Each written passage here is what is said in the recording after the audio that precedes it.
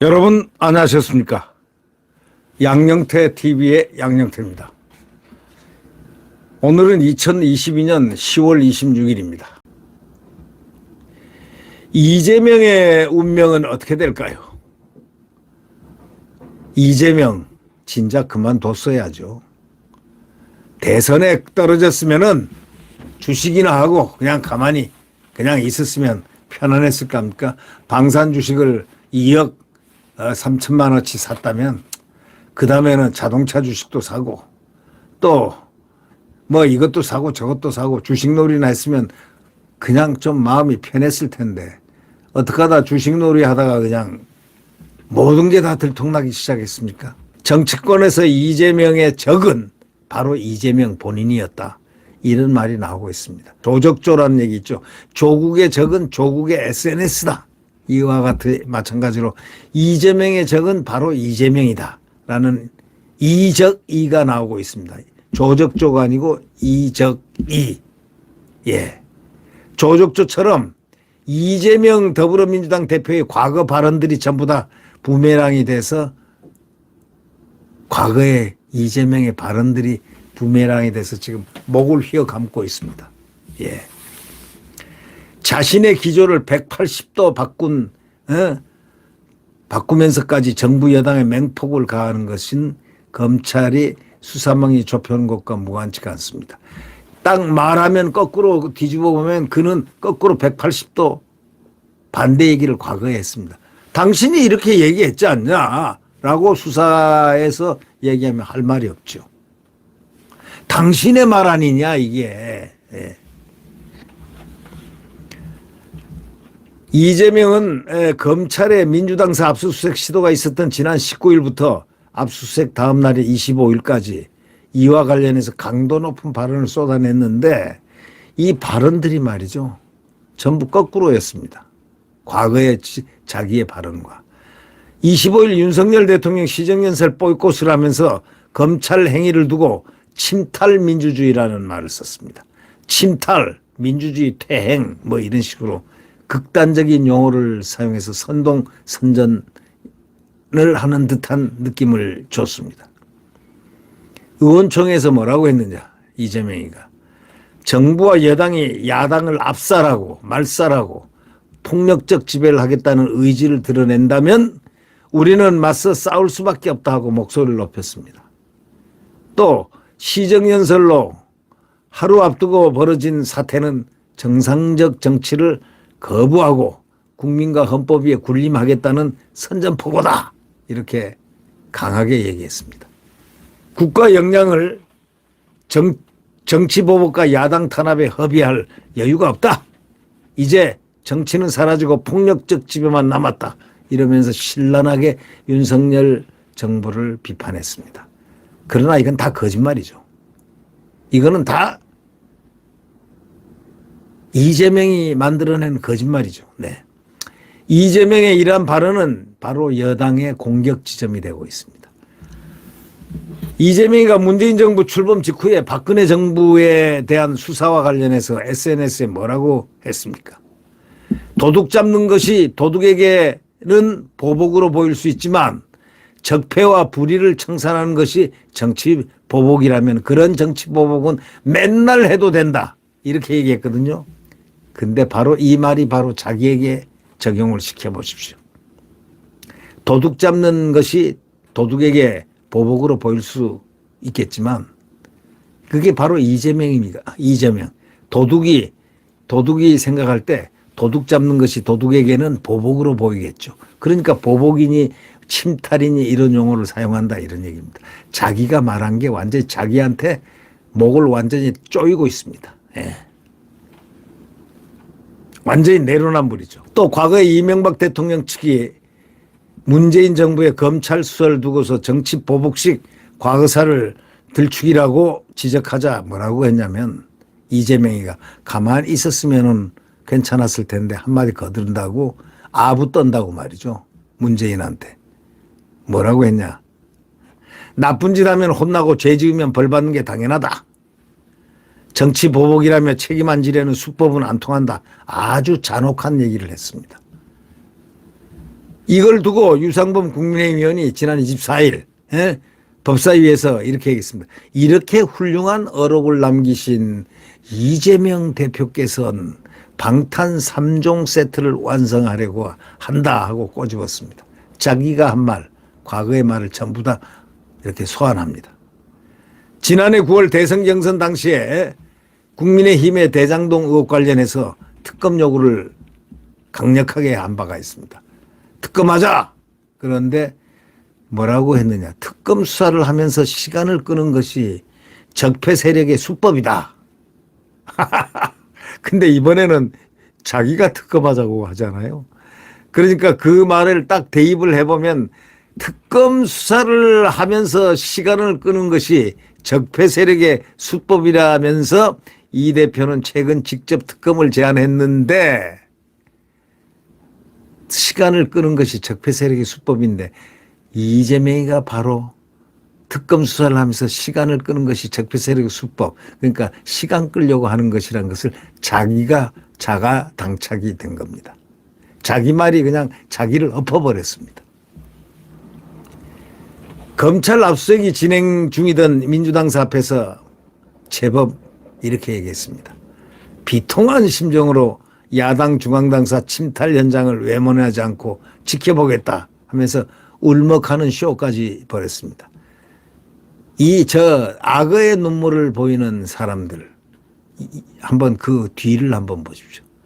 가까이 악어의 눈물을 아주 수도 없이 뿌렸던 이준석이라는 그 애를 한번 보십시오. 그 애하고 이 어른하고 차이가 뭐겠습니까? 예. 울먹이는 거. 눈물을 달구똥 같은 눈물을 뚝뚝 흘리는 거. 남자가 말이죠. 정치한답시고 눈물을 뚝뚝 흘리는 거 보면은 말이죠. 참 가관입니다. 이재명의 눈물, 그 눈물을 눈물로 아는 대한민국 국민들 한 명이라도 있을까요? 개딸 빼놓고. 이재명은 세월호 참사 당시에 박근혜 전 대통령 반응을 두고 가짜 눈물 한 번 흘리고 뻔뻔하게 살아남았다 이렇게 얘기했습니다. 근데 이번에는 자기는 가짜 눈물 흘리고 뻔뻔하게 살아남으려 해도 살아남아질까 싶습니다. 네. 이듬해 병역 문제로 논란을 일으킨 유승진 씨에 대해서는 눈물에 약한 국민의 착한 심성을 악용해서 또다시 능멸하는 것이다. 이렇게 지적했습니다.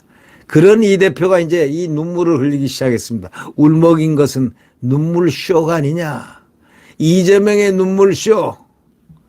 과거의 눈물을 그렇게 비판을 했던 이 사람. 네. 도둑 잡는 개가 도둑엔 보복으로 보인다. 뭐 나쁜 짓 하면 죄 지으면 벌 받는 게 당연하다. 뭐 눈물에 약한 국민의 착한 심성을 악용한다. 이런 이재명 발언 모은 이만 대장경도 등장했습니다. 이만 대장경. 예.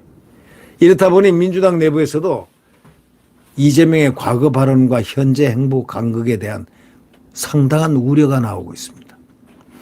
온라인 커뮤니티에서는 벌써부터 이 대표 태도를 꼬집는 이만 대장경 재등장하기도 했습니다.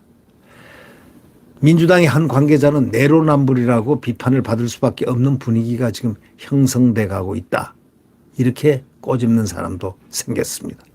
이걸 두고 정치권에서는 말이죠. 이 대표가 검찰의 수사망이 좁혀오는 그것에 대해서 초조, 불안, 이것을 지금 나타내는 현상이 아닌가 이렇게 얘기합니다. 자, 대장동 의혹의 핵심 유동규가 이제 까기 시작했습니다. 이재명을 겨냥한 듯 나에게 명령한 사람들을 명령에 대한 책임을 져라. 명령을 내린 사람이 그 죄가 있지 않냐. 나의 죄는 내가 갖고 가겠다. 나의 죄는 내가 벌을 받겠다. 그러나 명령한 사람은 명령한 사람이니까 그 사람은 자기가 진 죄를 져야 될 거 아니냐. 이재명을 겨냥하고 있습니다. 또 뭐라고 했습니까? 유동규가. 천천히 말려주기겠다고. 천천히. 10년 동안 수도 없이 당했다고 했습니다.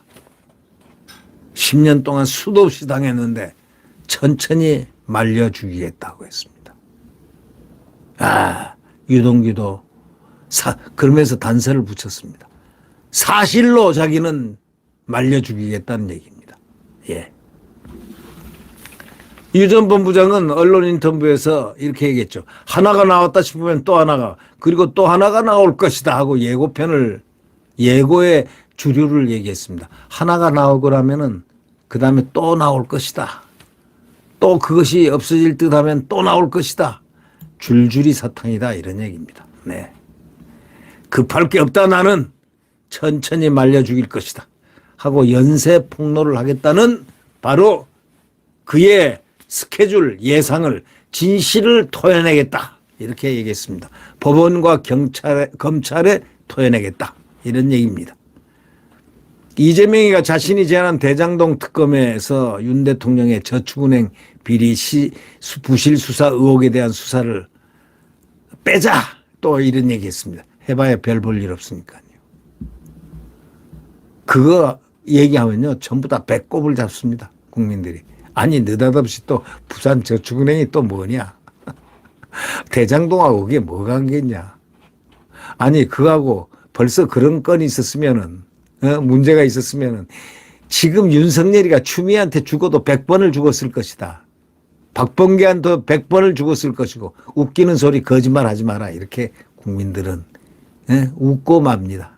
이재명 씨 좀 똑똑히 주제 파악하세요. 그러니까 결국 이제 본인 일로 이제 이 사달이 났지 않습니까? 이제 직접 나서서 맞서 싸워야 하는 바로 그런 것. 초조함이 극도에 달하고 불안감이 극도에 달하면은 그 다음부터는 그가 이성을 잃고 무슨 행동을 할지 아무도 모릅니다. 예. 이성을 제발 잃지 않기를 바랍니다. 예. 친 이재명계의 자장으로 불리는 정성호 민주당 의원은 라디오에서 이렇게 얘기했습니다. 이 대표가 울먹인 것은 정치보복 수사 등에 대해 서러운 느낌으로 다가오지 않았겠느냐. 좌장이니까 그러겠죠. 친명계. 정성호란 사람은 좌장이니까 그렇게 했을 겁니다. 이런 사태가 벌어진 데 대한 책임감도 느낄 것이고, 검찰이 너무나 일방적인 정치보복 수사에 대해서 야당이 강력하게 대응을 한다고 하지만 대응 수단도 그렇게 만만치가 않다. 그런 것에 대해 여러 가지 느낌들이 복합적으로 서러운 느낌으로 다가오지 않았겠느냐 하고 침통한 표정을 지는 듯 느껴집니다. 이 대표는 이제 검찰의 불법 정치자금 의혹 수사에 부당함과 결백함을 연일 강조하고 있지만, 그러나 사실이, 진실의 무기가 바로 이재명 코 턱 밑으로 탁 들이대고 있습니다. 진실의 무기. 이거 맞지 않아? 이거 맞지 않아? 이게 진실 아니야? 이게 바로 그건 너? 이런 얘기들이 지금 나오기 시작했습니다. 네. 이재명은 독도의 날을 맞는 날 SNS에다 뭐라고 썼습니까? 영토 수호 얘기를 했습니다. 영토 수호 의무를 지닌 윤석열 정부가 일본의 군사대국화 야욕을 견제하기는커녕 보조를 맞춘다. 뚱딴지 같은 소리를 했습니다. 침략의 역사를 부정하고 군국주의 부활을 노리는 일본 극우 세력이 앞장서 독도 분쟁하에 나서고 있다. 친일 국방. 말도 안 되는 친일 국방했습니다. 지금 일본하고 미국하고 한국이 같이 공조를 하지 않으면은 북한을 막아낼 수가 없다는 것. 중국과 북한을 막아낼 수 없다는 것을 자기가 더 잘 알면서 그는 친중파기 때문에 그렇습니다. 친북파기 때문에. 유명한 친북파, 친북주의자 바로 이재명입니다. 문재인과 어깨를 겨누는 친북주의자. 친북주의자의 말로 대한민국 국가 안보를 해치는 사람, 친일 국방이라고 말한 이재명의 내일을 우리는 다 알고 있습니다. 국민들은 대충 알고 있습니다. 내일 그는 어떻게 될 것인가? 파렴치함의 극치가 될 것인가? 아니면은 그의 말대로 눈물 흘리는 대로 정말 침탈을 당한 그가 될 것인가? 그거는 두고 보면 합니다. 유동규가 웃고 있습니다. 유동규가 미소 짓고 있습니다. 천천히 말려 죽을 것이다. 하나가 까면은 그 다음에는 또 까고 또 까고 하면은 그 여태까지 명령을 했던 너의 명령이 다 백일하에 나타날 것이다. 너는 명령을 했으면 너는 명령 부분의 책임을 네가 지고 내가 책임져야 될 부분은 내가 지겠다. 나는 벌 받겠다. 이렇게 얘기하는 유동규가 아마도 이재명에게는 밤마다 나타나는 유령이 돼 있을 법칙도 합니다. 안 됐다는 생각이 없습니다. 빨리빨리 이재명은 대한민국 정치권에서 사라져야 됩니다. 그러한 유형의 정치를 한다는 것은 국가적 불행입니다. 지금 민주당 떼거리로 하는 저 민주당의 모습을 보십시오. 사상 처음 대통령 시정연설까지 거부한 저런 당을 보십시오. 저게 자유민주주의 정당입니까? 세계 어느 민주주의 정당에도 그런 법이 없습니다. 대한민국 물론 정치 사상에는 그런 일이 없었습니다.